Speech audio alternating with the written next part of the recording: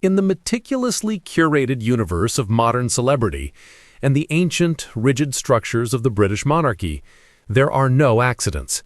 Every public appearance is a communiqué, every handshake a policy, and every photograph a carefully negotiated treaty.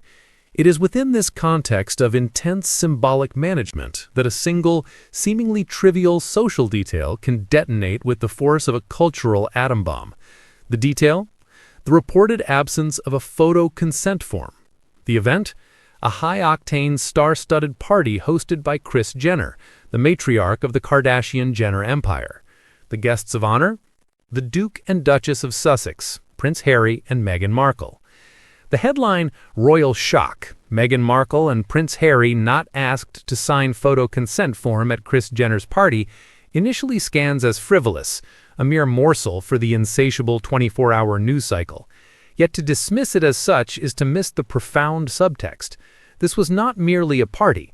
It was a geopolitical summit of two competing dynasties, the House of Windsor, built on tradition, bloodline, and inscrutability, and the House of Jenner, built on media saturation, personal branding, and radical transparency. The missing consent form was not an oversight. It was the central, silent protagonist of the evening, a symbolic key that unlocked a new chapter in the Sussexes' post-royal lives and highlighted the fundamental incompatibility of the worlds they were attempting to bridge.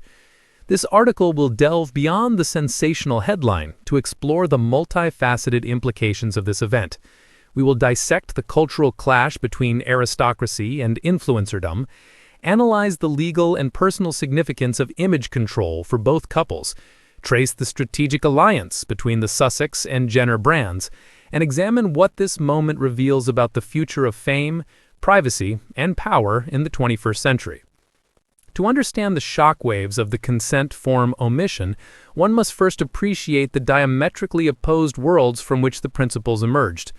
1.1. The Windsor Doctrine: Dignity, Silence, and the Unseen Contract.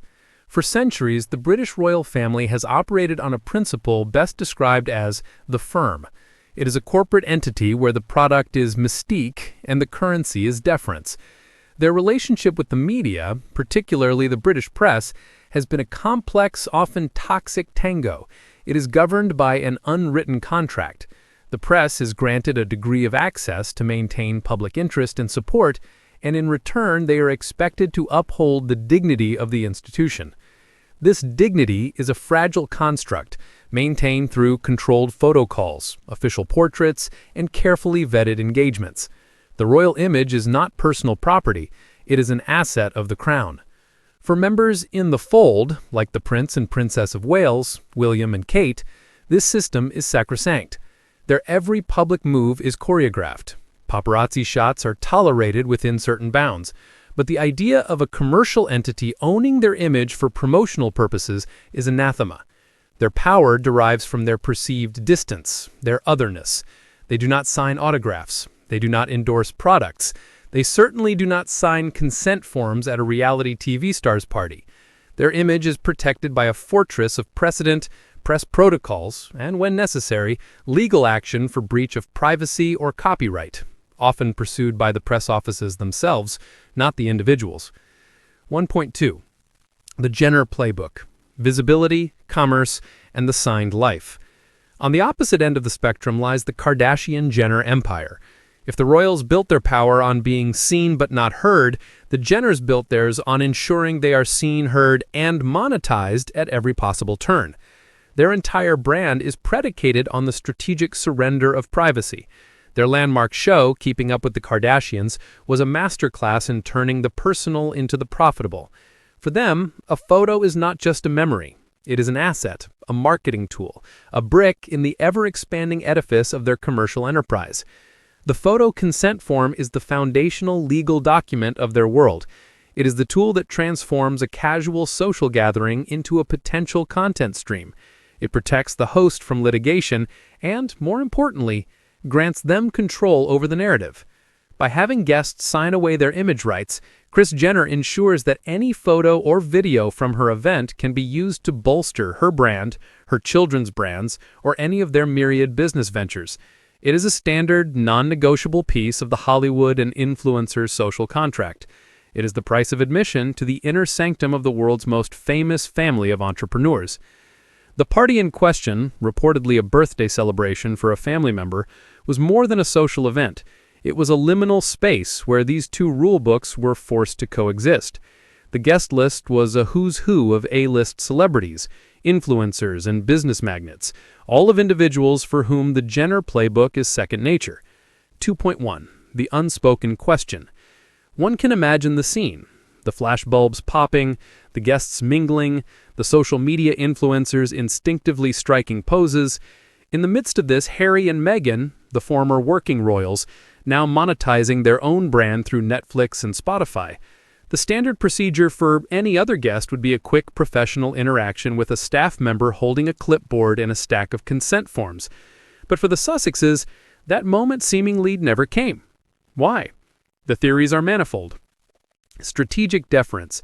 Did Kris Jenner, a master strategist, explicitly instruct her team to bypass the Sussexes? This is the most plausible explanation.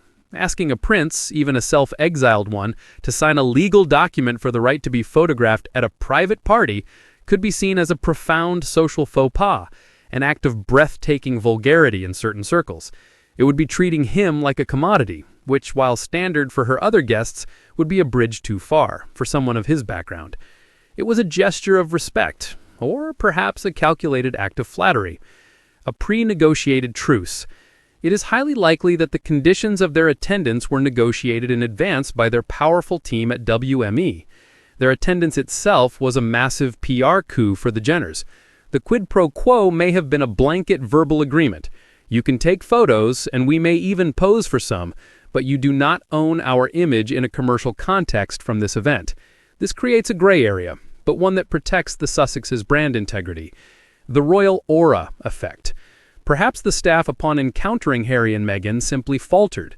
The ingrained deference to royalty, a cultural ghost that follows them everywhere, may have caused the usual machinery to stutter. The sheer force of their historical stature, even in exile, created an invisible force field that the consent form could not penetrate. The symbolic of the omission. The absence of the form was a powerful symbolic act. For Harry and Meghan, it was a taste of the very privilege they had ostensibly left behind, the privilege of existing outside the commercial fray, of being the subject of the photo rather than a co-creator of its value. It was a reminder that despite their commercial ventures, the world still perceives a fundamental difference between them and other celebrities. For the Jenners, it was an acknowledgement of a hierarchy they are not usually subject to. In their world, Kim's billion-dollar shapewear empire or Kylie's cosmetic juggernaut are the ultimate measures of power. Yet in this instance, they tacitly admitted that there is a different kind of power, one rooted in history and title, that operates by a different set of rules. It was a moment of cultural capitulation. The incident is a microcosm of the central conflict in Harry and Meghan's post-royal lives, how to monetize their fame without being consumed by it. 3.1. The paradox of Sussex privacy. No public figures talk about privacy more than Harry and Meghan, and few have their privacy invaded more. Their entire exit from the royal family was framed as a quest for a more private life. Yet their actions, multi-million-dollar deals with content-hungry streamers, a tell-all memoir, a docuseries, and high-profile appearances at events like the Jenner Party, seem to contradict this stated goal. The missing consent form illuminates this paradox. What they seek is not anonymity, but control. In the royal system, they had no control. The institution and the ravenous press dictated their narrative. In the commercial world, control is everything. By attending the Jenner Party without signing a form, they achieved a perfect temporary synthesis. They enjoyed the visibility and social capital of the event without legally ceding control of their image to another commercial entity. It was a mastercode of brand management, allowing them to be seen as both A-list celebrities and quasi-royal figures that transcend the grubby commerce of the influencer world. 3.2. The legal and ethical labyrinth. Let us delve into the legal specifics. A photo consent form or model release typically grants the photographer or the entity they represent the right to use a person's likeness for commercial purposes, advertising, promotion, packaging, etc. Without it, the subjects retain their right of publicity and can sue for unauthorized commercial use. Had the Jenners published a photo of Harry and Meghan on, say, a bottle of Poosh wellness supplement or in a Good American ad, the lawsuit would have been swift and devastating. By not presenting the form, Kris Jenner was not being careless, she was being legally astute. She was creating a clear boundary. Photos from this event are for social media and press, editorial use, not for direct product endorsement. This protected her just as much as it protected them. It was a mutual, unspoken understanding that their collaboration was on a strategic, reputational level, not a transactional, product placement one. The power shift from bloodline to brand value. This event signals a subtle but significant power shift. Historically, a royal's presence at an event bestowed honor on the host. The power flowed from the royal to the commoner. In this scenario, the power dynamic was more complex.